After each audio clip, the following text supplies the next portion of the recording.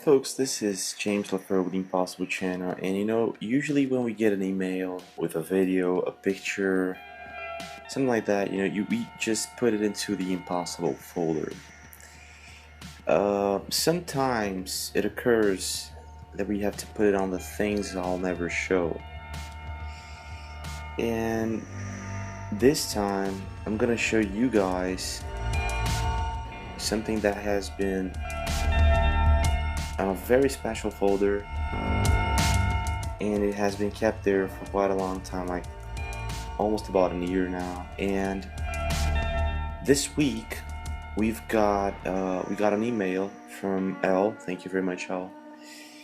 This is amazing, and this is gonna knock you off your chair. Just gonna go inside this very special folder of ours, and we've got two videos. One from Dylan last year, if I'm not mistaken, around North Carolina. It was taped, and we've got this video coming in from L. This shows us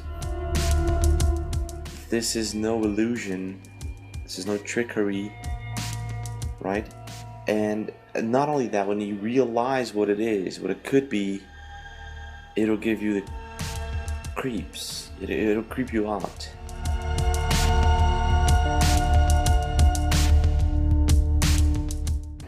Okay, now so I don't even know how to start this, so I'm just gonna go direct to the point. So we got from L, Michigan, USA. It's awesome video, right? Where we can see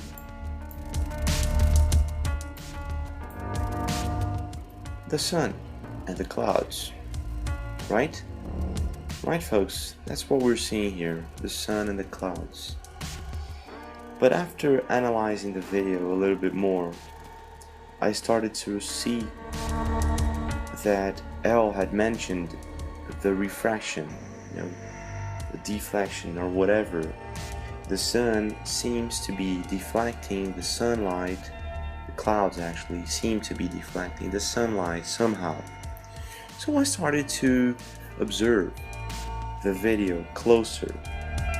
That's when I saw what we're calling the black sun, or the black moon, Anubis, right? Now, this object was not clear to me at all, but when it did become clear, I was shocked that not only we have a matching video on it, I was shocked to know that I didn't see it before. Now, I am going to show you folks. I'm going to ask you to hold yourself tight to your chair right now. It's going to be wild. Same video, folks. I'm going to show you the same video, no extra special effects. Now, we got the sun, and yes, we have some weird cloud shadows in the sky, indeed. Let's just play this so you can see what I'm talking about. So we got this, I'm gonna put an arrow, a blue arrow on this, but we got a refraction going on there in the clouds, right? Okay, do you see that? You see that? Okay. Now, do you see the black sun on the top left of our sun? It is a black ball, darker than the sky, the blue sky, and it is actually, there is a cloud touching it. I don't know how, it seems to be inside our atmosphere, and it's not going through it. So you can clearly see that somehow it's making, do you see it's very close to the lens flare? Now it's very close to the lens flare. That is a ball, it's a ball shaped. Now do you see it? Now do you see it? Okay, are you seeing what I'm seeing? It's a black sun. Of course, James, you are seeing things, right? You're seeing things, James. This is, of course, this is your, you know, you just want to see it because you want to see it, James, right? Or maybe not. This is the cool thing about having you guys as subscribers. You guys are awesome, and you're always giving us the heads up. So now I want you to see what I'm seeing, and I want you to say, and I want you to tell me that this is an illusion. No, it isn't. And it is also deflecting the sunlight. Take a look at that. Take a look at that. Take a look at that, folks. As it moves inwards with the clouds to hide itself. You know, look at that. Here it is clearly visible and it hides itself in the cloud. Now, you can clearly see the deflection of the sun, the refraction of whatever it is. The sunlight is refracting on it. It's just, I don't even know the name for it. I'm sorry, but it's just too much. It's there, all right, but it's hiding itself in the cloud. Take a look at that, and it's gone. Bam! It's gone. Now you can see. Now you can clearly see the whole cloud became a rainbow. The whole sun. Look at that. Produces a rainbow effect around it. This is most awkward, folks. This is very, very awkward. So we got these two videos confirming the same thing. Now we got also a map from Vince White. This is the only thing I can think of. We got a map from Vince White. And we got our moon, which is Set, and we got Anubis, and we got Sol, our sun. And now Anubis is supposed to be this black moon or whatever, you know, the anti-moon, yin yang.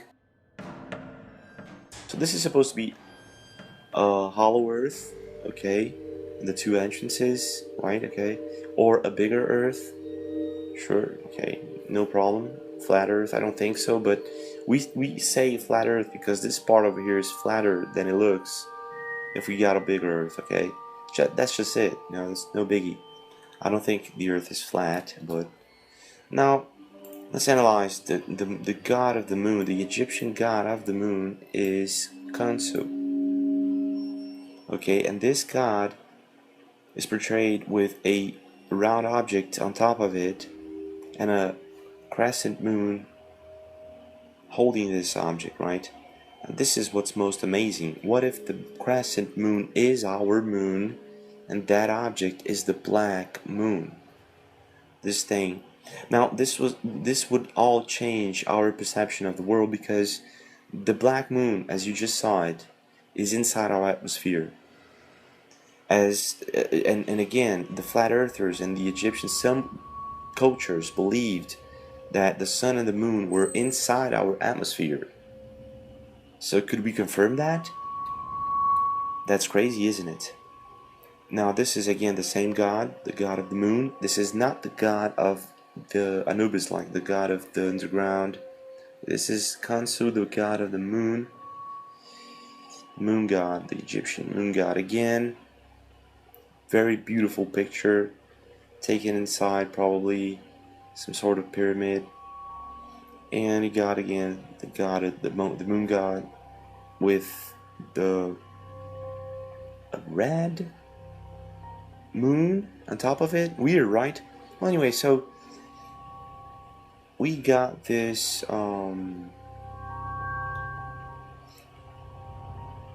so Anubis is responsible for things underground our world. And at the same time, Vince White portrays Anubis as the black moon. Right, so it's very interesting. So we got a profile on Anubis here. So his function is described as being the god of the dead, tombs and embalming. So yeah, he takes care of things underground our world, right? Where does he live? The underground. So if we do have an Earth that is bigger, folks, could this be it? Could this be actually it? Take a look at this. This is the wind current on our bigger world. Doesn't it make much more sense than a crazy current? Crazy currents that they usually show. This is like perfect, folks. Of course, this portrays South America and Australia and Africa much bigger, and the upper continent's much smaller. You know, and yeah, this is crazy, huh? And of course, this explains the high velocity winds coming in and out of Antarctica. I don't know if you know, but there are like winds. Cathartic wind from Antarctica reaches 300 kilometers per hour. So this could be the reason. Take a look at this, guys. This is the wind current, okay, from outside of Antarctica or inside the ring, you know. And take a look at that. Makes much more sense. These winds, they reach 300 kilometers per hour. So they get in our district and then they get much slower, and they they join forces with our winds, and for some reason it gets warmer here. I believe it's because of our sun, the presence of our sun, right? Which is always circling these continents as usual, making this hotter pattern where it actually is. Well, folks, this is it. I hope you enjoyed, and don't forget to subscribe, comment below what you think about it, and I'll see you again.